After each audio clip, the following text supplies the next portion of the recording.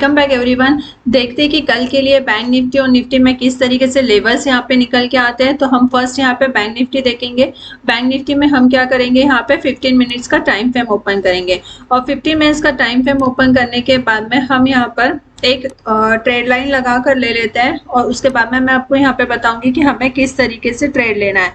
तो कल का जो इसका हाई था, उसके हाई से मैंने यहाँ पे एक ट्रेड लाइन ड्रॉ कर लिया है और अब हम इसको देखते हैं कि 5 मिनट्स के टाइम फ्रेम में हमें ये किस तरीके से दिखाई दे रहा है।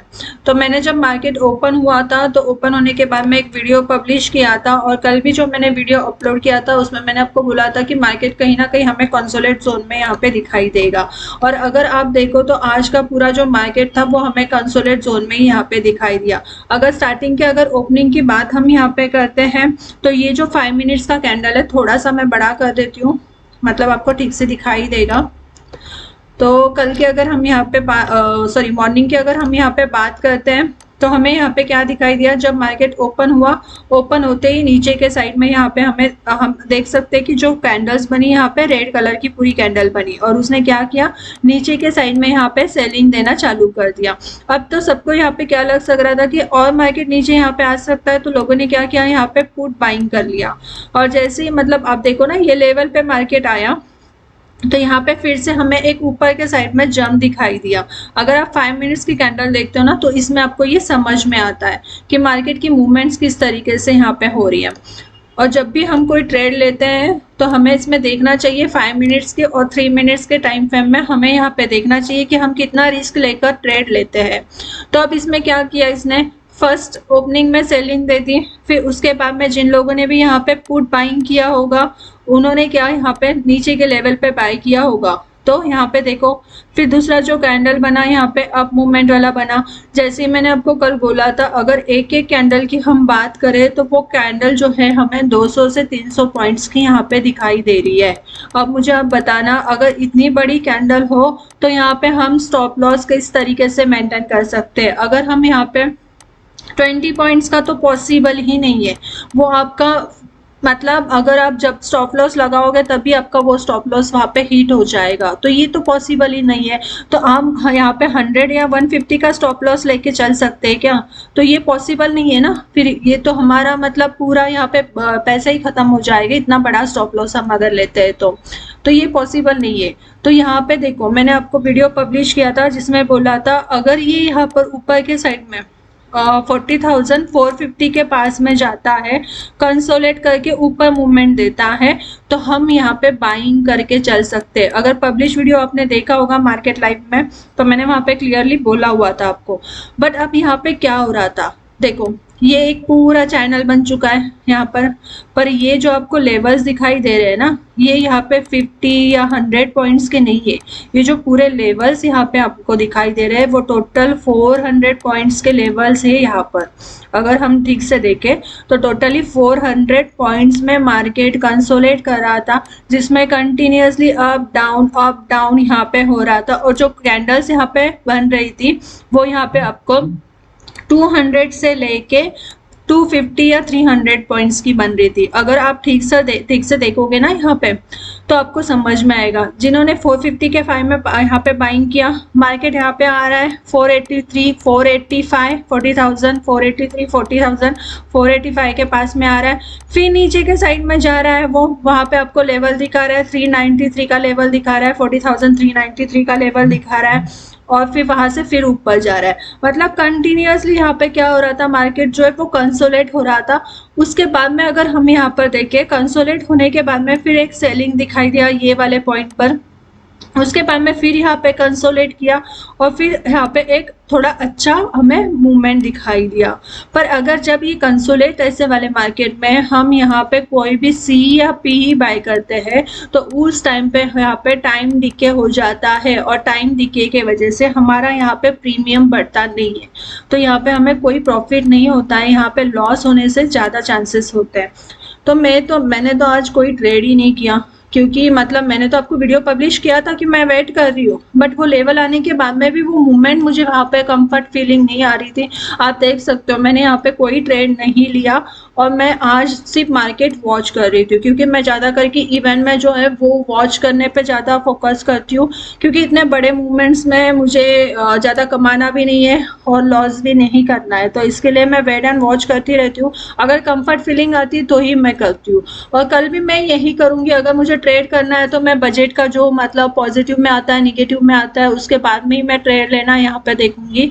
और लेवल की अगर यहाँ पे बात करें तो अगर मतलब अगर आप कल ट्रेड करते हो तो लेवल जो मुझे यहाँ पे दिखाई दे रहा है, अगर हम यहाँ पे देखें तो कंटिन्यूसली यहाँ पे क्या हो रहा था, 400 के पास में जो मार्केट है 450 के पास में ये वाले लेवल पर सपोर्ट लेने की कोशिश कर रहा था 40,450 के पास में।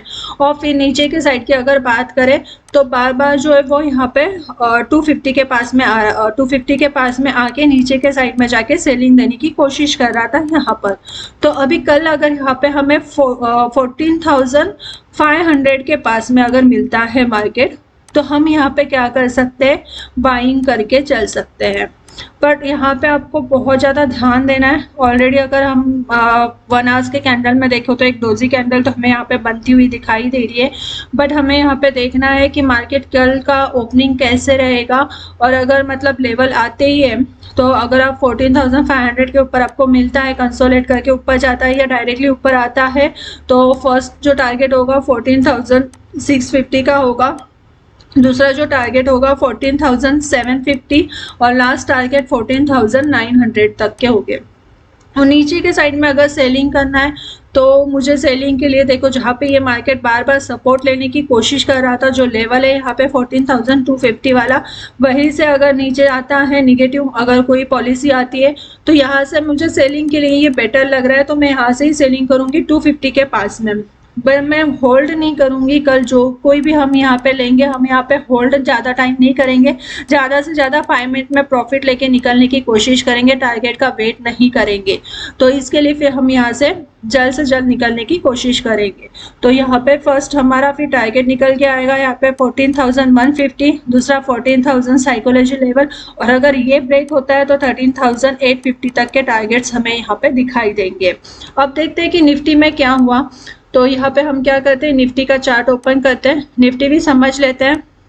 तो देखो अब निफ्टी में क्या हुआ था, मैंने बोला था अगर 600 के ऊपर जाता है 17,600 के ऊपर जाएगा। 5 मिनट्स का टाइम फ्रेम दिया हुआ है यहाँ पे मैंने, और मैंने यहाँ पे आपको क्लियरली बोला था अगर मार्केट यहाँ पे 17,600 के ऊपर जाता है तो हम यहाँ पे बाइंग करके चल सकते हैं। पर क्या हो रहा था, मार्केट में कंटिन्यूसली मार्केट यहाँ पे देखो कितना कंसोलेट कर रहा था। ये वाले जोन में अगर हम यहाँ पे देखते हैं तो मार्केट कंटिन्यूसली यहाँ पे एक चैनल बना के कंसोलेट कर रहा था, ऊपर जा रहा है नीचे जा रहा है, ऊपर जा रहा है नीचे जा रहा है। तो यहाँ पे हमारा स्टॉप लॉस हिट हो रहा था और हम यहाँ पे प्रॉफिट नहीं कर पा रहे थे। तो 600 के ऊपर का अगर मूवमेंट देखो तो ये वाले लेवल पे हमें मिला ही गया। अगर जैसे ही मार्केट देखो क्या कर रहा था, 600 के पास आता था, ठीक है, ऊपर गया 620 के यहाँ पर आप देखना, यहाँ पे थोड़ा सा गौर देना, जैसे ही 620 के लेवल को वो ब्रेक करने की कोशिश करता था फिर नीचे आता था, फिर नीचे 593 590 ये लेवल वहाँ पे दिखाता था, और फिर यहाँ से फिर ऊपर लोड कर जाता था। मतलब अगर यहाँ पर देखो तो मार्केट यहाँ पे स्ट्रॉन्ग सपोर्ट ले रहा था 17,600 वाला, यहाँ पे ये साइड में 17,600। तो कल के लिए अपना जो रहेगा यही लेवल बहुत इंपॉर्टेंट रहेगा, जो निकल के आ रहा है 17,600।